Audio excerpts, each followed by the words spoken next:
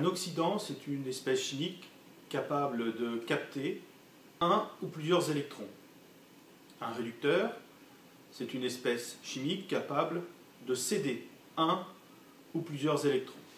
À partir du moment où on a compris ces deux définitions, on voit bien sûr que ces deux espèces sont indissociables l'une de l'autre, puisque en captant un ou plusieurs électrons, un oxydant va se transformer en son réducteur associé. Et inversement, un réducteur en cédant un ou plusieurs électrons va se transformer en son oxydant.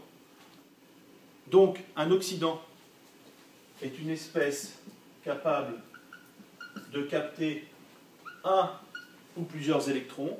Ce faisant, elle se transforme en son réducteur associé.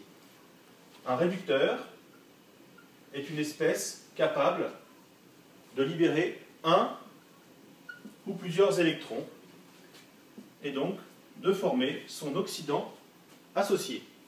Ces deux espèces sont indissociables l'une de l'autre et forment ce qu'on appelle un couple oxydant-réducteur ou couple redox.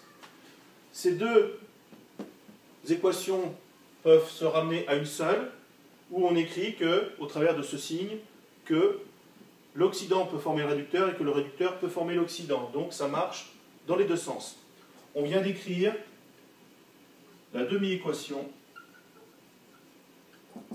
du couple oxydant-réducteur, notée de cette façon. On écrit toujours l'oxydant au-dessus du réducteur. Donc ça, c'est un couple oxydant-réducteur ou couple redox.